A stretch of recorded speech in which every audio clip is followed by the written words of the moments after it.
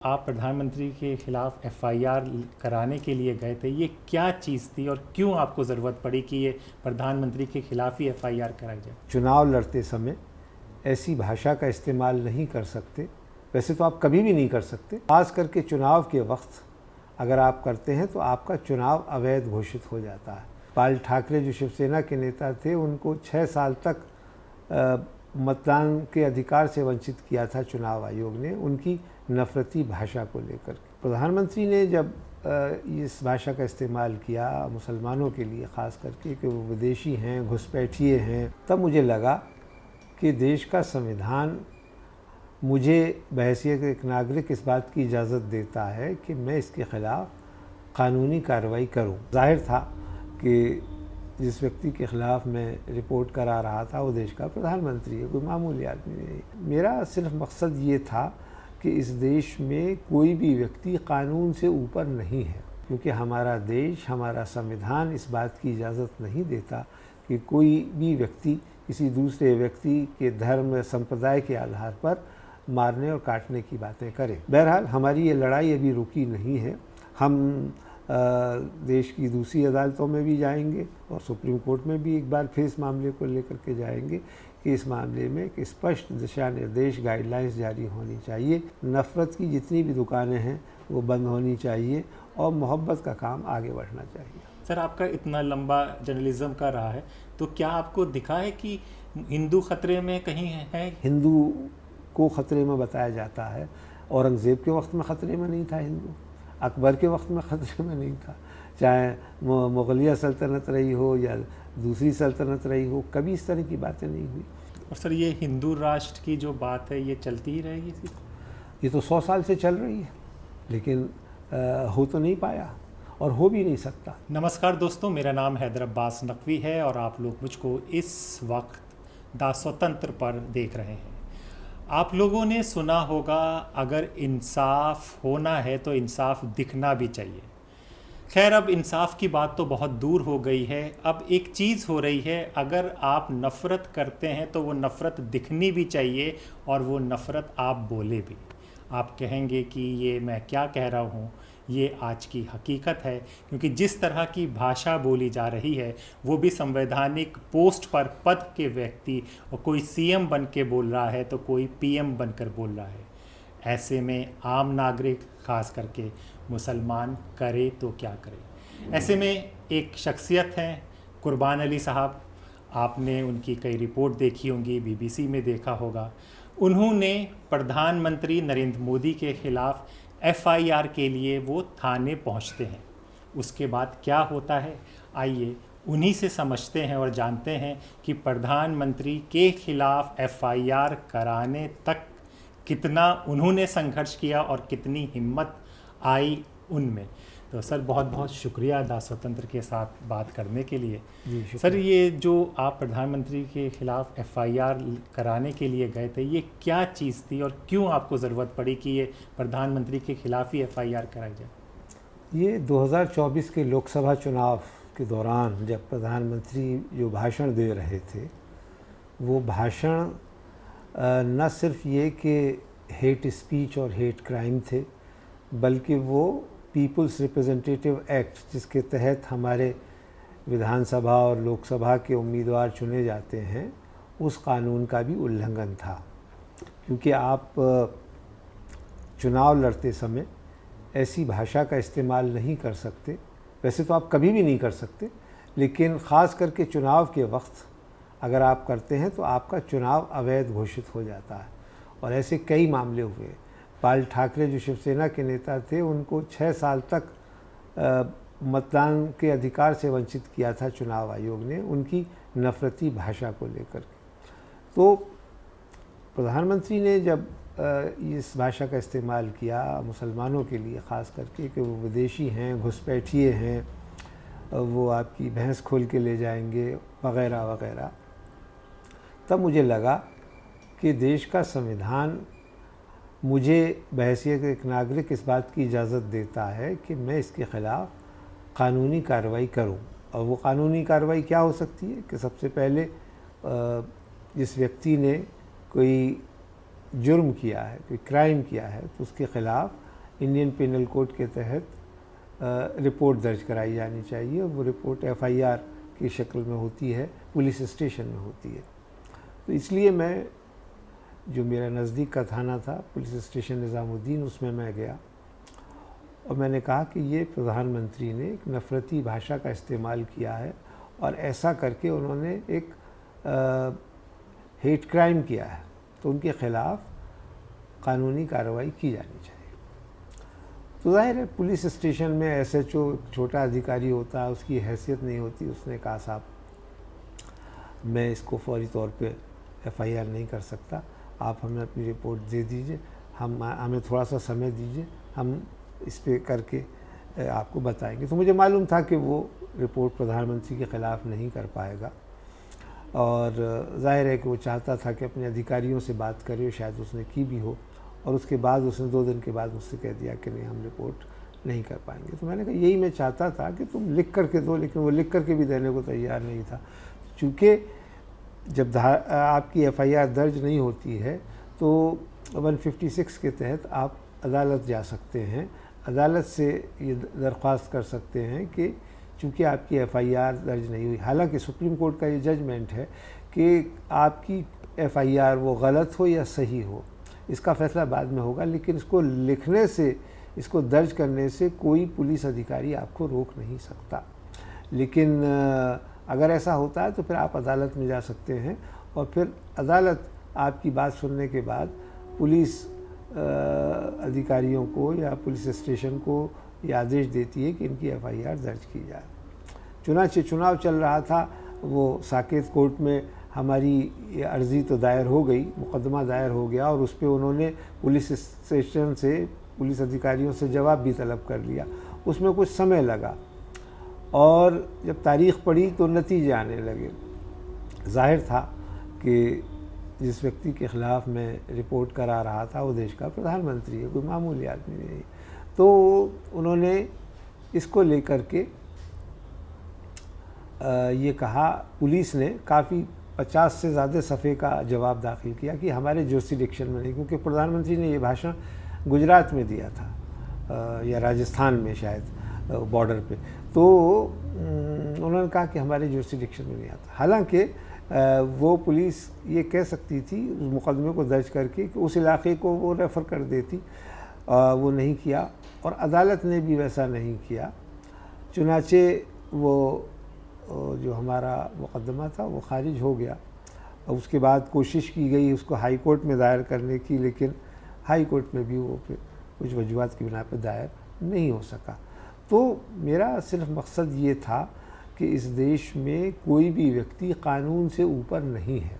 हमने ये देखा है कि 1975 में इस देश की प्रधानमंत्री थी इंदिरा गांधी, उनको जस्टिस जगमोहन लाल सक्सेना ने अपने कटहरे में, जगमोहन लाल सिन्हा माफ़ कीजिएगा, अपने कटहरे में खड़ा कर दिया था, और उनका चुनाव अवैध घोषित कर दिया था। उसी कारण देश में इमरजेंसी लगी, और ये एक नज़ीर बना कि दुनिया के सबसे बड़े लोकतंत्र में देश का प्रधानमंत्री भी, अगर कोई अदालत चाहे वो छोटी हो या बड़ी हो, चाहे तो वो प्रधानमंत्री को भी तलब कर सकती है, और अगर उसे दोषी पाती है तो उसके ख़िलाफ़ कार्रवाई भी कर सकती है।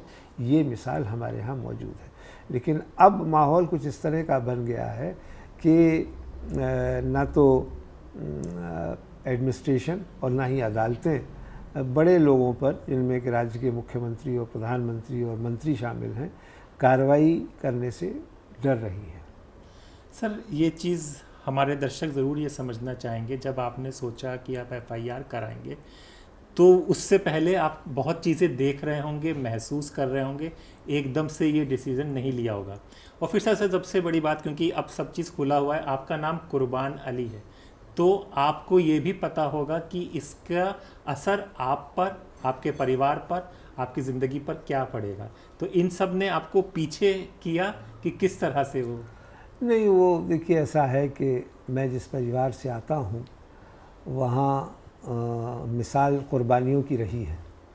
मेरे फादर फ्रीडम फाइटर थे, और आज़ाद हिंदुस्तान में भी वो 50 से ज़्यादा बार हुकूक़ इंसानी के लिए, सिविल लिबर्टीज़ के लिए जेल गए। वो 19 महीने इमरजेंसी में भी जेल रहे, और लेकिन कभी भी हक बात कहने से वो डरे नहीं। तो सवाल उसका नहीं है, सवाल ये है, मैं यहाँ आपको ये भी बताता चलूँ कि हेट स्पीच और हेट क्राइम के ख़िलाफ़ मेरी लड़ाई ये सिर्फ इस प्रधानमंत्री के वाक़े तक की महदूद नहीं है। हम पिछले कई वर्षों से सुप्रीम कोर्ट में ये लड़ाई लड़ रहे हैं। आपको याद होगा दिसंबर 2021 में जब हरिद्वार में एक तथाकथित धर्म संसद हुई थी, उस समय वहाँ उस संसद में जेनोसाइड की अपील की गई थी मंच से, सार्वजनिक तौर पे मार देंगे, काट डालेंगे, ये सब बातें कही गई थी। तब मैंने और जस्टिस अंजना प्रकाश ने सुप्रीम कोर्ट में एक PIL दायर किया और हमने मांग की कि जो ऐसे लोग हैं जो ये खुलेआम इस तरह की हिंसा की बातें कर रहे हैं, इनके ख़िलाफ़ कार्रवाई करनी चाहिए, क्योंकि हमारा देश, हमारा संविधान इस बात की इजाज़त नहीं देता कि कोई भी व्यक्ति किसी दूसरे व्यक्ति के धर्म या संप्रदाय के आधार पर मारने और काटने की बातें करे। और चूँकि हमारा देश सिग्नेटरी है अगेंस्ट जेनोसाइड, ये अंतर्राष्ट्रीय कानून है, तब तो और भी ज़्यादा हमारी ये जिम्मेदारी बन जाती है कि हम ऐसे लोगों के ख़िलाफ़ कार्रवाई करें।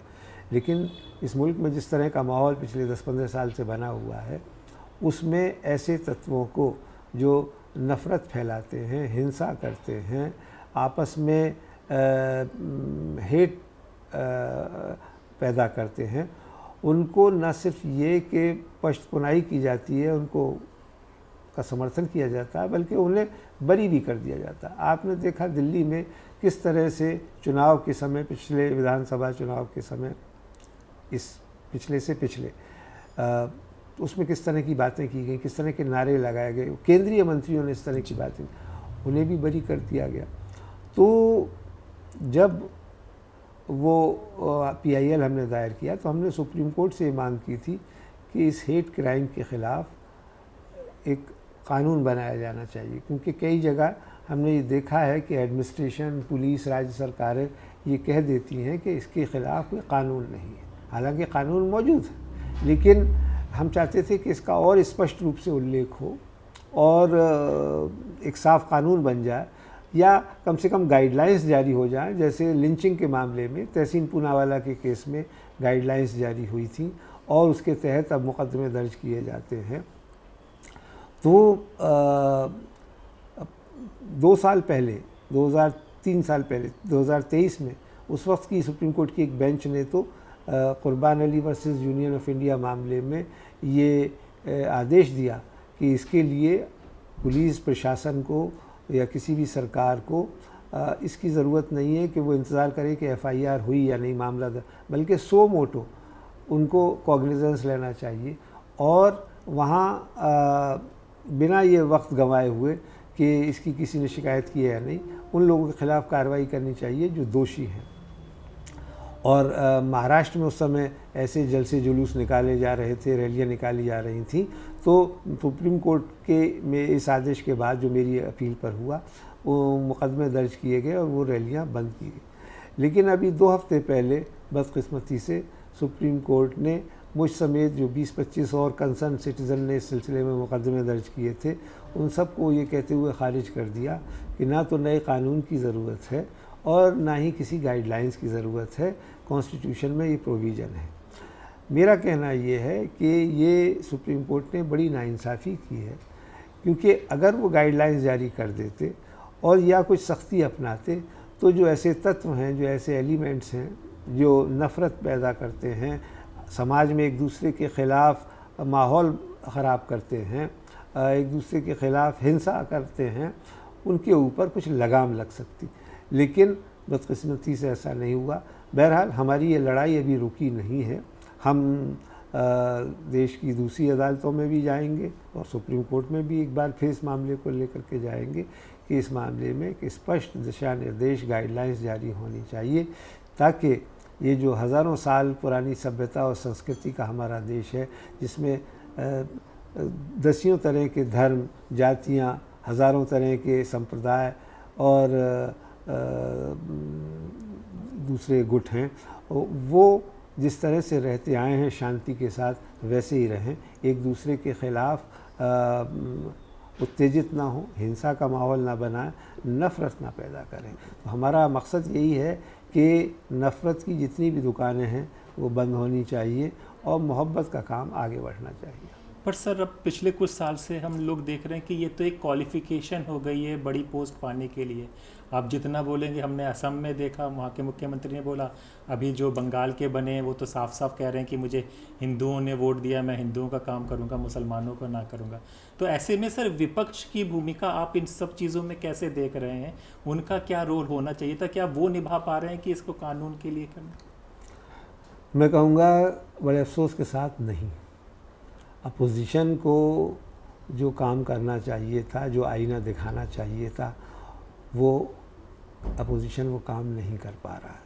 हो ये गया है कि जो नैरेटिव, जो करंट डिस्पेंसेशन है, जो सत्ता में बैठे हुए लोग हैं, वो जिस तरह की विचारधारा इस देश पर थोप रहे हैं, उसी को बाकी दल भी मान ले रहे हैं और उसमें काफ़ी हद तक अदालतों ने भी उनका साथ दिया है। जिस तरह से बाबरी मस्जिद के मामले में सुप्रीम कोर्ट का जजमेंट आया, आर्टिकल 370 के मामले में कश्मीर का स्टेटस ख़त्म हुआ, वहाँ ये जजमेंट आया, और भी आजकल हर मस्जिद के नीचे मंदिर तलाश करने की कोशिश की जा रही है। सैकड़ों मुकदमे दर्ज हो चुके हैं, हालांकि सुप्रीम कोर्ट ने उस पर रोक लगाई। वो एक बड़ा काम था। यही हम चाहते हैं कि अदालतों का यही काम होना चाहिए कि संविधान के दायरे में जो अधिकार नागरिकों को मिले हुए हैं वो बरकरार रहें और उसका कोई बेजा इस्तेमाल ना करें। हमें ये नहीं भूलना चाहिए कि तीसरी दुनिया के देशों में हिंदुस्तान अकेला एक ऐसा देश है जिसने 75 साल पहले आज़ादी हासिल करने के बाद 77 साल पहले, जहाँ इमरजेंसी के 19 महीने छोड़ दीजिए तो कोई तानाशाही नहीं रही, कोई सैनिक तानाशाही नहीं रही, कोई मोनार्की नहीं रही, और हमारे बुज़ुर्गों ने जो लोकतंत्र का पौधा लगाया था वो एक बड़ा तनावर दख्त बन के सामने आ चुका है और पूरी दुनिया उसकी मिसाल देती है। तो जिस तरह से हम हज़ारों साल से रहते आए हैं आपस में प्यार मोहब्बत के साथ, मेल जोल के साथ, उसी तरह से रहें। किसी को किसी के धर्म से आपत्ति नहीं होनी चाहिए, किसी के कपड़ों से आपत्ति नहीं होनी चाहिए, किसी के खान पान से एतराज़ नहीं होना चाहिए, और जो एक नागरिक के अधिकार हैं वो हर नागरिक को मिलने चाहिए। हर नागरिक सर ऊंचा करके चल सके, ये स्पिरिट हमारे कॉन्स्टिट्यूशन ने हमें दी है, वही हम चाहते हैं कि वो बरकरार रहे। अब ये ज़रूर है, जैसा आपने कहा, कि कुछ मुख्यमंत्री और ख़ुद प्रधानमंत्री जब अपनी भाषा पर संयम नहीं रख पा रहे हैं या अपने वेस्टेड इंटरेस्ट के लिए, क्षुद्र राजनीतिक हितों के लिए वो इस तरह की भाषा का इस्तेमाल कर रहे हैं, तो उस पर कहीं ना कहीं रोक लगनी चाहिए। यही हमारी कोशिश है। हमें प्रधानमंत्री से, उनकी पार्टी से कोई नफ़रत नहीं है। लोकतंत्र ने उन्हें अधिकार दिया है, वो बहुमत के साथ चुन करके अगर आ रहे हैं तो वो सरकार चलाएं, सरकार चलाने का उनका अधिकार है। लेकिन उस पद पर बैठते समय जिस पद की आप शपथ लेते हैं सत्यनिष्ठा से या ईश्वर को साक्षी जान करके कि मैं किसी भी शख्स के ख़िलाफ़ जानिबदारी के साथ काम नहीं करूँगा, भेदभाव नहीं बरतूँगा, किसी के साथ कोई किसी तरह का इम्तियाज़ नहीं बरतूँगा, तो उस स्पिरिट को आपको उस सर्वोच्च पद पर बैठ करके करना चाहिए। इंसाफ का यही तकाज़ा है।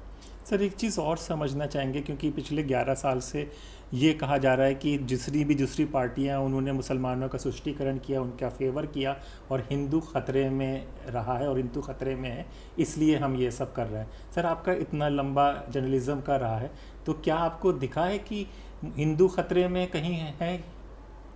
देखिए, ये बड़ी मज़े का ख़ेज़ बात है। किसी भी मुल्क की मेजॉरिटी दुनिया में कहीं भी ख़तरे में नहीं रहती है, बल्कि होता ये है कि माइनॉरिटीज़ का फियर साइकोसिस होता है। पंडित जवाहरलाल नेहरू ने कहा कि माइनॉरिटी का कम्युनल होना तो समझ में आता है, लेकिन मेजॉरिटी किसी मुल्क की कम्युनल हो जाए ये समझ में नहीं आता।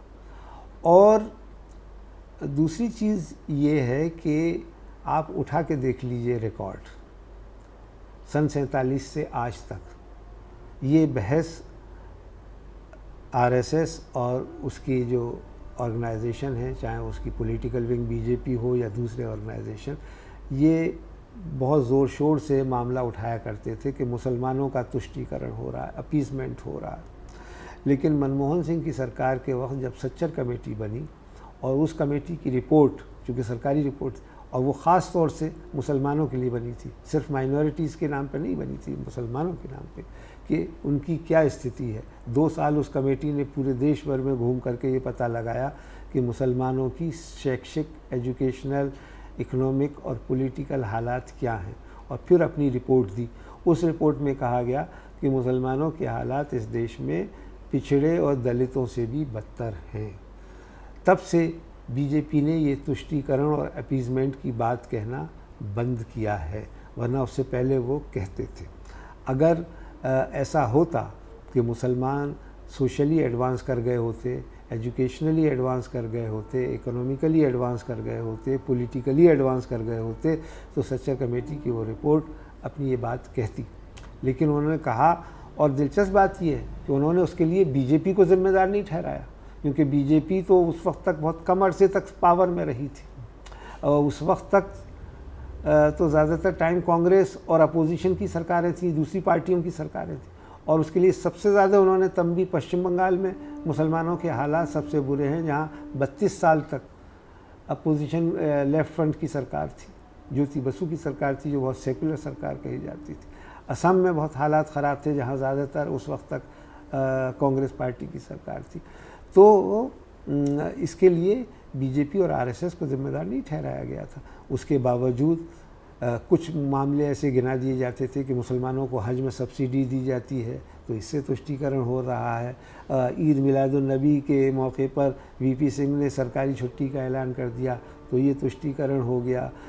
इस तरह की छोटी छोटी चीज़ें, कहीं कोई उर्स हो रहा है, उसमें कोई चादर प्रधानमंत्री की तरफ से चली गई, राष्ट्रपति की तरफ से चली गई, तो उसे तुष्टीकरण मान लिया जाता था।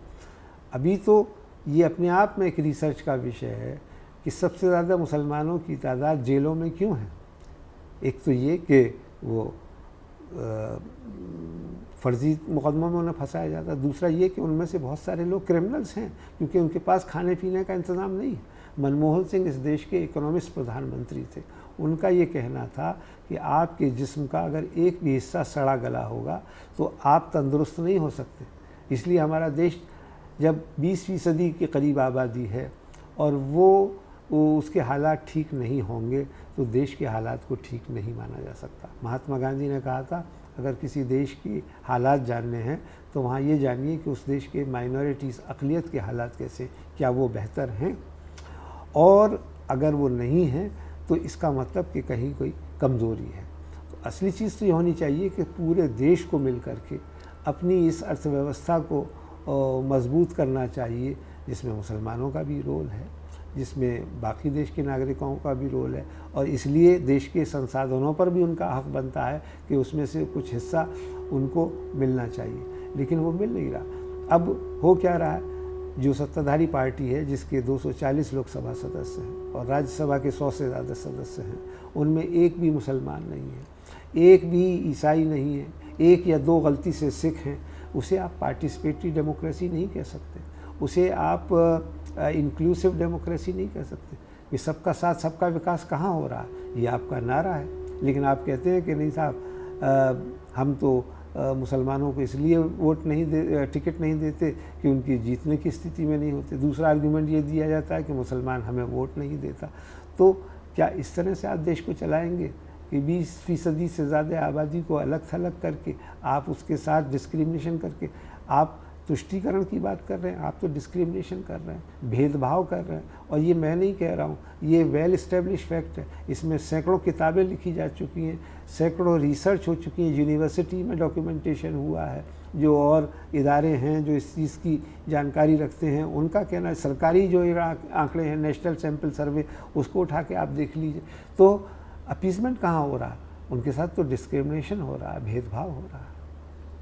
सर, एक चीज़ हम ये भी समझना चाहेंगे कि मुसलमानों ने अच्छी शिक्षा, रोज़गार, एक बेहतर ज़िंदगी के लिए रीजनल पार्टियों का दामन थामा, और अब हम लोग देख रहे हैं कि ये सब चीज़ें तो अब दूर, अपनी सुरक्षा, छत बच जाए, छत पे बिल्डोज़र ना चले, खुद जेल में बंद ना हो, कुछ केस ना हो, तो ये कहाँ पर अब जाए, किसको करे, पॉलिटिकल पावर कोई भी नहीं। देखिए, मुसलमान इस देश में कोई वोट बैंक नहीं है, ये भी एक मिथ है, एक झूठा प्रचार है। और कभी भी मुसलमान ने किसी मुस्लिम जमात को एज ए पॉलिटिकल पार्टी समर्थन नहीं दिया। 4 या 5 या 6 ऐसे लोकसभा की सीटें हैं जहां मुस्लिम मेजॉरिटी है। 2 केरला में हैं, 2 शायद बंगाल में हैं, 1 हैदराबाद है, और 2-3 सीटें कश्मीर की, वो एक अलग चीज़ है। हमेशा से मुसलमान ने मेन स्ट्रीम पार्टीज़ का समर्थन किया है, चाहे वो कांग्रेस पार्टी हो या उसके अपोजिशन में जनता पार्टी हो। उस जनता पार्टी में जिसमें बीजेपी भी शामिल होती थी एक ज़माने में, 77 में इंदिरा गांधी के ख़िलाफ़ नॉर्थ इंडिया के सारे मुसलमान ने उसी तरह से वोट दिया जिस तरह से बाकी हिंदुओं ने दिया। उत्तर प्रदेश, बिहार और दिल्ली में, ख़ास करके राजस्थान, मध्य प्रदेश और बिहार, बंगाल में। तो ये एक बहुत बड़ा मिथ है। और दूसरी चीज़ ये कि मुसलमान की तो हालत अभी इस तरह की नहीं है कि ना तो वो शैक्षिक रूप से मजबूत है, ना आर्थिक रूप से, ना राजनीतिक रूप से, तो वो क्या करेगा।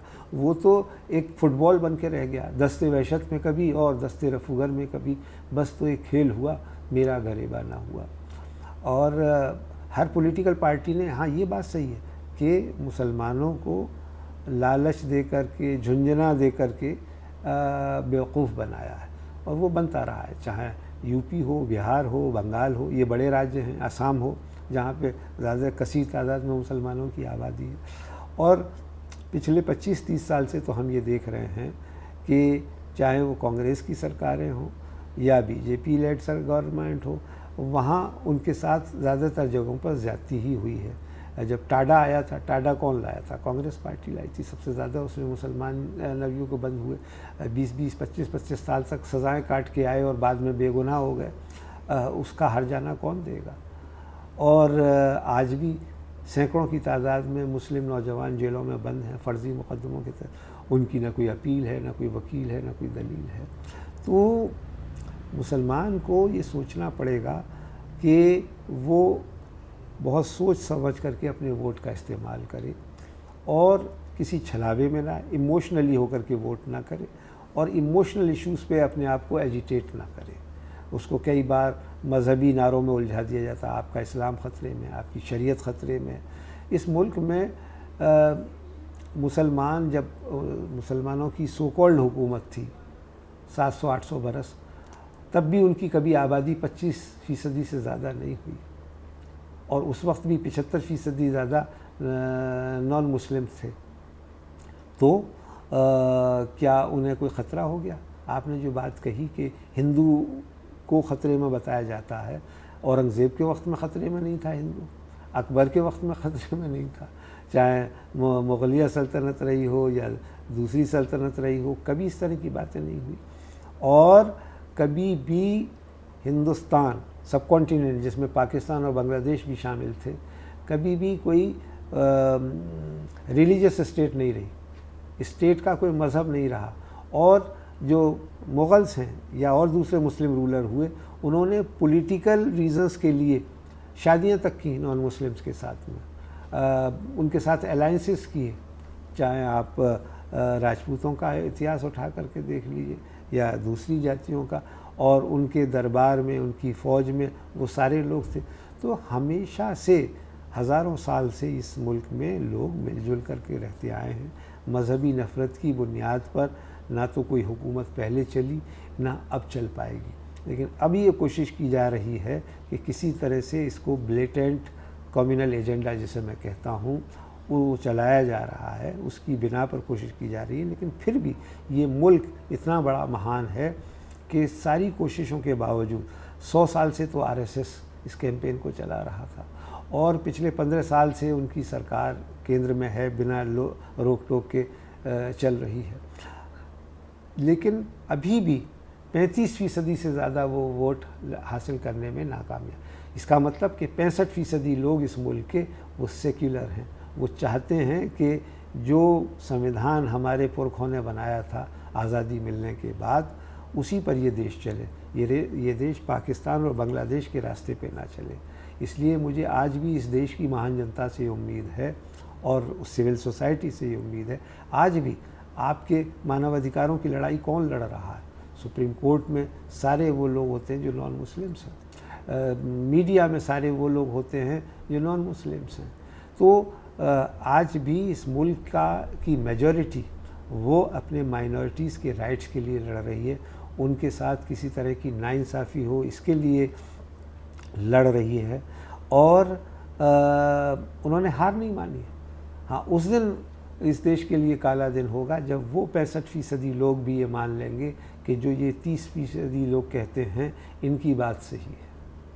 सर एक चीज़ और, क्योंकि वो बहुत चर्चा में आता है मदरसा को लेकर कि ये शुरू से ही मदरसे में, जैसे अब हो गया कि मदरसे में जिहादी ही बनते हैं, तो इस मदरसे को अभी हमने देखा कि एक ट्रेन आ रही थी, 167 बच्चे थे, उनको मध्य प्रदेश में रोक लिया जाता है और 3 दिन तक डिटेंशन में रखा जाता है, किया जाता है। तो ये सर ये मदरसों का क्या है, ये अभी से हो गया कि ये पहले से ये सब चीज़ें थी?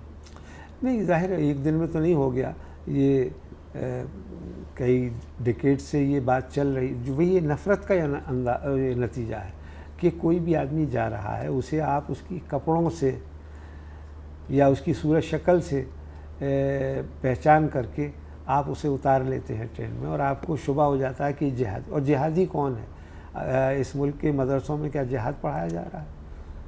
ये तो आज तक कहीं बात कोई इस्टेब्लिश हुई नहीं कि कहाँ जिहाद पढ़ाया जा रहा है। ये भी एक प्रोपेगेंडे का हिस्सा है। हाँ, हो सकता है, मैं इस बात से इनकार नहीं कर सकता कि विदेशों में, ख़ास करके पाकिस्तान में, ये जिहाद का जो एक बहुत ही विकृत रूप है, बहुत ही डिस्टॉर्टेड वर्जन है, वो शायद बताया जाता है, पढ़ाया जाता है। लेकिन हमारे यहाँ हिंदुस्तान में तो जो देवबंद है, जो नदवा है, वो तो ऐसे इंस्टीट्यूशन रहे हैं जिनका फ्रीडम मूवमेंट में रोल रहा है और वो ऐसे लोग हैं कि जिन्होंने कभी भी इस तरह की बात को सपोर्ट नहीं किया। हम तो हमें ये बताया गया है कि अगर आपने किसी एक बेगुनाह की जान बचाई तो पूरी मनो इंसानियत को बचाया और एक बेगुनाह का कत्ल किया तो पूरी इंसानियत का कत्ल किया। हमारे यहाँ तो ये बताया जाता। तो मुझे नहीं लगता कि मदरसों में कुछ इस तरह की चीज़ें पैदा की जा रही हैं। मैं इससे भी इनकार नहीं कर सकता कि ब्रेन वॉशिंग नहीं की जा रही, क्योंकि हाँ, दुनिया में पिछले 50-100 सालों में जिस तरह की आइडियोलॉजी बनाई गई, चाहे अलकायदा हो या दूसरे IS के लोग हों, वो जिस तरह का इस्लाम पेश करते हैं, मैं उसे कबूल नहीं करता, मैं उसका समर्थन भी नहीं करता। तो इस तरह के एलिमेंट्स हमारे मुल्क में भी हो सकते हैं और अगर हैं तो उन्हें जेल भेजा जाना चाहिए, उनके ख़िलाफ़ कार्रवाई की जानी चाहिए, कानूनी कार्रवाई जो भी हो। लेकिन सिर्फ शुबे की बुनियाद पे और एक नफ़रत की बुनियाद पे आप पूरी कम्युनिटी को ये टारगेट कर दें कि साहब ये तो होते ही इस तरह के लोग हैं, ये बहुत गलत है। एक ज़माने में जब बम धमाके हुआ करते थे तो एक SMS चला करता था मोबाइल पर कि all the Muslims are not terrorist but all the terrorist are Muslim. वो जो एक आपने माहौल पैदा किया है उससे ये लग जाता है, क्योंकि हमने देखा इस देश में कि जब पंजाब की समस्या थी, खालिस्तान का आंदोलन चल रहा था, तो उस वक्त में हर सिख को आतंकवादी कहा जाता था। टेलीविज़न पे कोई सिख आता था तो बच्चा कहता था देखो आतंकवादी आ रहा है। ये माहौल, इससे मुल्क बनते नहीं हैं, टूटते हैं। और हमने देखा है कि मजहबी नफ़रत की बुनियाद पर एक मुल्क बनाया गया था पाकिस्तान, उसको टूटने में 25 साल नहीं लगे, क्योंकि पंजाबी ने बंगाली को कभी इंसान नहीं माना, उनके साथ जुल्म किया। वही काम आप इस देश में करोगे, देश एक नहीं रह पाएगा, फिर इसको एक रखना मुश्किल हो जाएगा। आज हमारे यहाँ वैसे ही इतनी सारी समस्याएं हैं, ये रेड टेररिज्म जिसको कहा जाता है, माओवादी हिंसा, वो बताई जाती है। तिरुपति टू पशुपति एक पूरा रेड कॉरिडोर है और उससे हमारा देश उससे गुज़र रहा है। इसके अलावा रीजनल डिस्पैरिटी भी है, हर राज्य कहता है कि हमारे साथ इंसाफ नहीं हुआ, हमें हमारा हक़ नहीं मिला। इन सारी चीज़ों को एड्रेस करना चाहिए, क्योंकि आज के दौर में चुनौतियां जो हैं वो इकोनॉमिक बहुत ज़्यादा हैं और गरीबी को ख़त्म करना है। अगर आपने अपने हर बच्चे को तालीम नहीं दी और बेरोज़गारी ख़त्म नहीं की तो तमाम तरह की बीमारियां पैदा होंगी, उससे लड़ पाना फिर बहुत मुश्किल होगा। सर हमने जो पड़ोस की अब पाकिस्तान की बात कर रहे हैं, हमने ज़िया-उल-हक़ का देखा, उसके बाद बदलता हुआ पाकिस्तान भी देखा है। और फिर हम लोग कुछ सीख नहीं रहे हैं, तो क्या पॉलिटिकल पावर का नशा इतना होता है कि देश की जो अस्मिता है वही ख़त्म हो रही है, फिर भी हम लोग? बदकिस्मती से ऐसा ही हो रहा है, क्योंकि हम इमीडिएट पॉलिटिकल गेन्स हासिल करने के लिए, क्योंकि अगर हम इस पे इलेक्शन लड़ें कि हम गरीबी हटाएंगे, हम बेरोज़गारी ख़त्म करेंगे, हम शिक्षा लाएंगे, हम शिक्षा का बजट बढ़ाएंगे, हम हेल्थ बढ़ाएंगे, बुनियादी प्रॉब्लम्स क्या हैं? बिजली, पानी, सड़क, अच्छा स्वास्थ्य और हर बच्चे को एजुकेशन।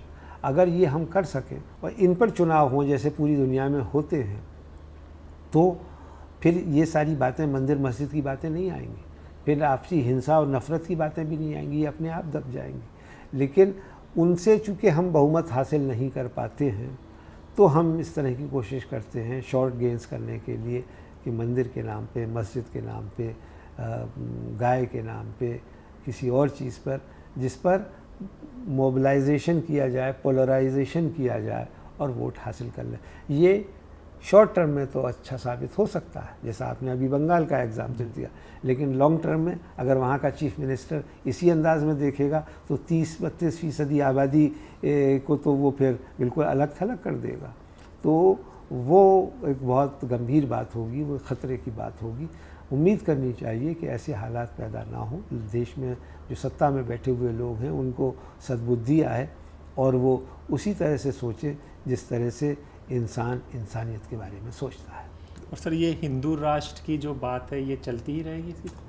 ये तो 100 साल से चल रही है, लेकिन हो तो नहीं पाया और हो भी नहीं सकता, क्योंकि इस देश का मिजाज ये नहीं है। मैंने बताया ना कि जब 700-800 बरस सो कॉल्ड मुस्लिम रूल रहा, उस वक्त नहीं हो पाया, अब मुस्लिम राष्ट्र नहीं बन पाया देश, तो अब ये हिंदू राष्ट्र बन जाएगा। ये नहीं, ये इनर कंट्राडिक्शंस हैं। यहाँ जातियाँ, धर्म, भाषाएं, ये इनका एक अलग अलग है। आप बंगाल में जाइए तो बंगाल का मुसलमान बंगाली बोलता है, बंगाली जिस तरह का खाना खाते हैं वैसा खाना खाता है। यही चाहे आप केरला चले जाइए तो वहाँ मलयाली मुसलमान और मलयाली हिंदू में आप फ़र्क कर पाएंगे? नहीं कर पाएंगे। तो ये ऐसी चीज़ है कि कश्मीर से कन्याकुमारी, कच्छ से कोहिमा तक इतना बड़ा देश है कि इसमें सब अपने अपने अंदाज में रहने के बावजूद गर्व से कहते हैं कि हम हिंदुस्तानी हैं, और यही इस मुल्क की ताकत है। और उस ताकत को अगर कमज़ोर किया गया तो फिर पूरी दुनिया के सामने हम कमज़ोर हो जाएंगे। इसलिए मुझे नहीं लगता कि हिंदू राष्ट्र बन पाएगा। बनाने की कोशिश की जा रही है, बहुत इस पर लोग खुश हो जा रहे हैं, लेकिन ये खुशी का नहीं, ये रंज का मकाम है, अफसोस का मकाम है। सर, एक बस आखिरी सवाल, क्योंकि आपका पत्रकारिता का इतना लंबा अनुभव है, अभी जो हाल का मेन स्ट्रीम मीडिया है, जिसे गोदी मीडिया भी कहे जाने लगा है, तो क्या पत्रकारिता हमेशा से ऐसी रही है कि कोई सत्ता का जीता है तो एंकर्स और रिपोर्टरों को हमने खुश होते हुए देखा है, झाड़ मुड़ी हुई खाते हुए देखा है, ये सब स्टूडियो में हो रहा है बोले तो? ये क्रॉनिक कैपिटलिज्म का नतीजा है। देखिए, इस मुल्क में जब आज़ादी की लड़ाई लड़ी गई 1857 से लेकर 1947, 90 साल के अरसे में, तो शुरुआती 40-50 साल निकाल दीजिए तो करीब 50 साल तक जो हमारे पुरखे थे, चाहे वो दादा भाई नौरोजी हों, महात्मा गांधी हों, मौलाना आज़ाद हों, जवाहरलाल हों, सरदार पटेल हों, वो सब के सब जर्नलिस्ट थे, सब के सब अपने अखबार निकालते थे और उसके ज़रिए से अपनी बात कहते थे। और लाला लाजपत राय हों या मदन मोहन मालवीय, या जितने भी किसी का नाम ले लीजिए, वो सब लोग, उनका मकसद था आज़ादी हासिल करना, वो आज़ादी की लड़ाई लड़ रहे थे। और आज़ादी के बाद चूँकि हमने स्क्रैच से शुरू किया, हमारे पास सुई भी नहीं थी, तो फिर देश के नवनिर्माण की बात हुई, जिसका नेतृत्व जवाहरलाल नेहरू ने किया। 3 लोकसभा चुनाव 52, 57 और 62 लगातार जीतने के बाद, 5 ईयर प्लानिंग बनाने के बाद, उन्होंने देश को एक नक्शा दिखाया कि ये जो है ना तो पूरी तरह से सोशलिस्ट रहेगा, ना पूरी तरह से कैपिटलिस्ट रहेगा, बीच का रास्ता उन्होंने लिया और बीच के रास्ते पे हम पिछले 80 बरस से चल रहे हैं। तो उसमें भी जो मीडिया था उसके कंसर्न यही होते थे कि बड़ा मुतबर्रिक, बहुत ही पायस पेशा समझा जाता था कि पत्रकारिता में वो मालूम था कि जो लोग आते हैं उनकी तनख्वाहें बहुत कम होती हैं, उनके का गुज़र बसर करना मुश्किल होता है। बहुत बड़े बड़े जर्नलिस्टों को हमने देखा, लेकिन उन्होंने कभी ये नहीं किया कि पैसा कमाने के लिए वो हर तरह का हरबा इस्तेमाल कर सके। अब साख नहीं रही आपकी पत्रकारों की। अब पत्रकार के नाम पे अरे ये तो पैसे के लिए कुछ भी कर सकते हैं, यानी कोई पान की दुकान चलाइए या कोई मिठाई की दुकान खोल लीजिए या कोई चैनल चला लीजिए, उसमें कोई फ़र्क नहीं रह गया। तो ये साख कम हो गई है और इसीलिए आज आप देख रहे हैं कि जो सोशल मीडिया है उस पर लोग ज़्यादा यकीन करते हैं और जो सो कॉल्ड ट्रेडिशनल मीडिया था, जो मेन स्ट्रीम मीडिया कहलाता था, उसको अब कोई नहीं देखता। तो ये उन तमाम लोगों का के लिए लम्हाए फ़िक्रिया है, सोचने का वक्त है कि आखिर ऐसा क्यों हो रहा है। लेकिन ज़ाहिर है कि उनको भी शायद कॉरपोरेट के इश्तिहार से वो पैसा मिल जाता है कि वो उस चैनल का बोझ भी उठा लेते हैं और उससे फ़ायदा भी कमा लेते हैं, इसलिए वो इस तरह की काम करते हैं। और ये जो एक बैंड वैगन, एक शामिल बाजे में शामिल हो गए हैं, ये कुछ दिन तो चल सकता है, बहुत ज़्यादा दिन तक नहीं चलेगा।